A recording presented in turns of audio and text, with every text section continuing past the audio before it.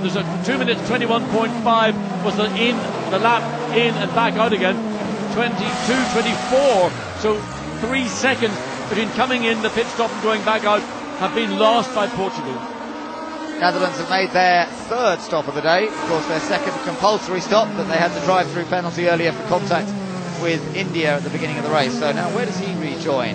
He's going to come back out behind the likes of China and Italy, but ahead of Lebanon. So that means that the Netherlands is now going to be running, I think, in 11th place. A little battle here. Malaysia trying to go around the outside of Lebanon. This is for position as Faraz Fawzi desperately trying to make up for that mistake earlier. And Daniel Morad, he got so wide. Now Faraz Fawzi got tagged by South Africa in turn 2, but watch this down the hill. He's going to be close enough to get a run on the Lebanese car as they come up into turn 4. Lebanon will defend to the right. He can only do that once. Faraz Fawzi goes to the left, better line to break, but can Lebanon get the car slowed down? Oh, he does just. Thought he was going to go off in trying to, but he does stay in front. Great dice. Fawzi now going to try on the outside, but Lebanon has the line through turns 5 and 6. Right now there's battle going on further down the field, but Ireland currently well ahead, 10 seconds. Fastest sector and first and second. They want that additional point for fastest in the third sector. Remember, they, like Portugal, are on a brand new set of tires. 1:48.563, new fastest race lap to Ireland. Yeah, great lap, and a similar pace to what Switzerland did in the sprint race, isn't it? So very fast time there from Team Ireland. Meanwhile, the Malaysian crew, who were sitting pretty in third earlier in this race until Faraz made that bizarre decision, as I say, maybe a miscommunication, to come into the pits. No one knew why he was there, and now he finds himself fighting for 12th place, way outside the points. So there's a little bit of quiet amongst the fans. They're not quite sure what to make of it. They want to get past, but he hasn't been able to do so as yet. Daniel Morad doing a good job. So up front it's still Ireland, Portugal, USA third, Australia fourth, then South Africa and New Zealand, although we're still waiting for Indonesia to make their next stop. And into the final turn to complete another lap. Here comes Lebanon versus Malaysia. Fans want to see Fawzi take this place. Faraz Fawzi on power boost. Look at the pace, look at the difference in speed as they come down into turn 1. Can he get far now? Easily, no problem at all. And Daniel Moran again late on the brakes. Car swirls around on those brakes into turn 1. But that was an example of how to use power boost and get them off the corner. Boost, pick up the draft and just rush past that car. So that brings him up into 12th place. Take another look at this. Copybook stuff. I mean, it was a late pull out. I mean, he almost overran the back of the Lebanese car, but almost wasn't the same as doing it. Power boost working to good effect once again. You can really see, look how close he gets to the back of the Lebanon car. Again, a good exit out of turn 15. Pick up the slipstream, engaging power boost, not as close as it looked from the head shot into turn 1. Lebanon were prepared to fight for the position, but ultimately the pass was done before really committed to entering the corner.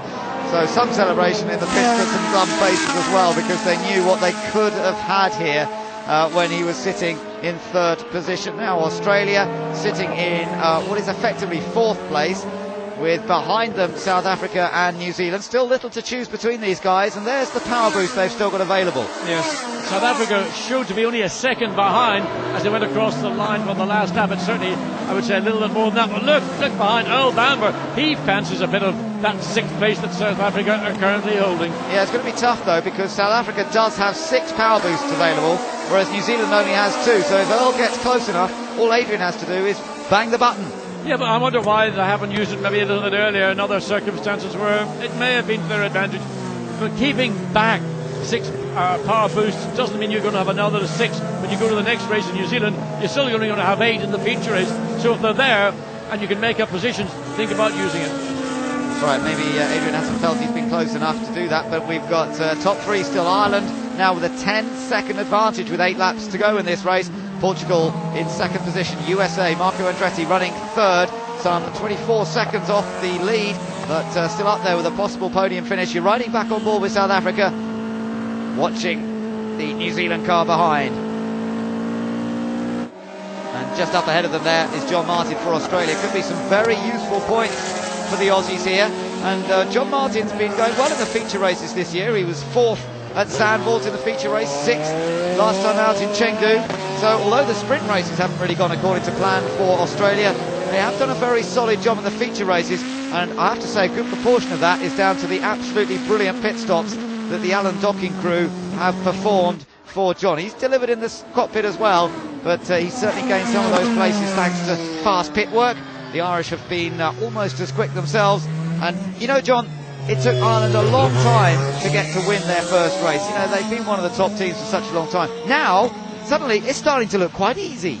It never is easy, but doing a good job, you get the reward.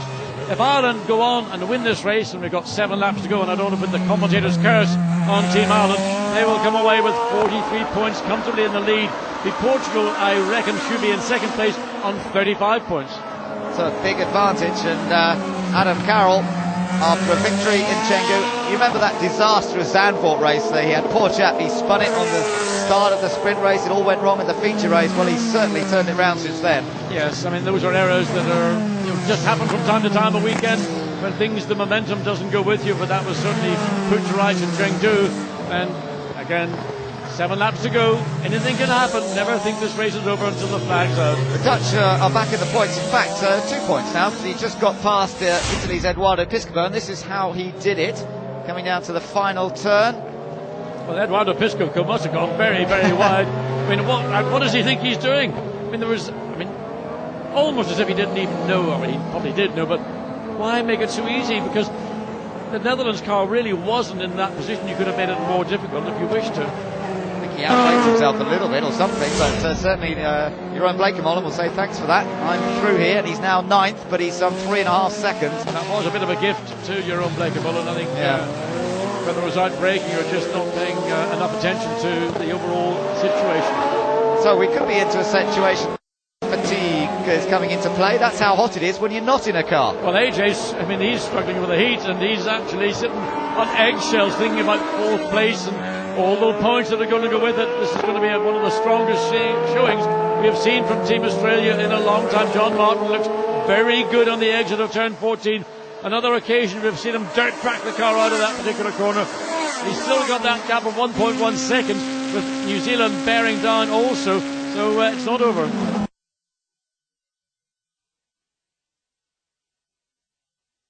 Around, not much difference at all, so potentially Obama's got a faster package, but whether he can get past is another question. I think John Martin's sort of escaping this battle for 4th place. It's now going to focus on 5th between New Zealand and South Africa, and I think the focus for Adrian Zaug in the South Africa car is now to defend rather than attack.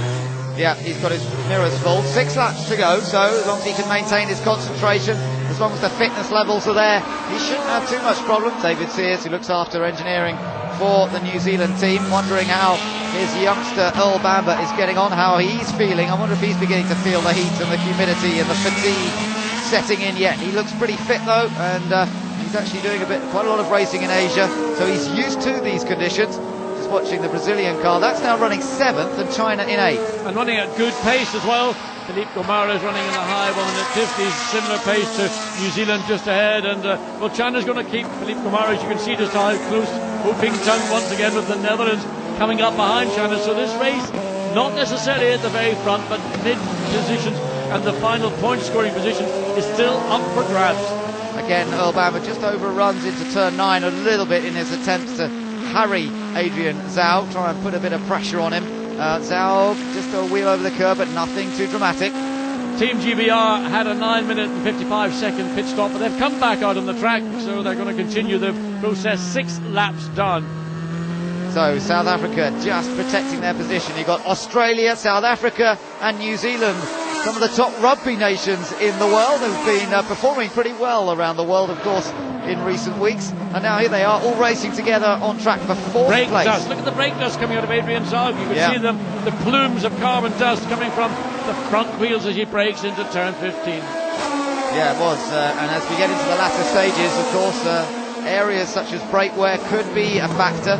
And Adrian might be sort of nursing a car that is not at its 100% best. We'll just have to wait and see. Earl Bamber again closes up. Further down the field with China pushing Brazil. Again, this is a battle for 7th position that is by no means concluded. No, that's right. Good to see China in the points.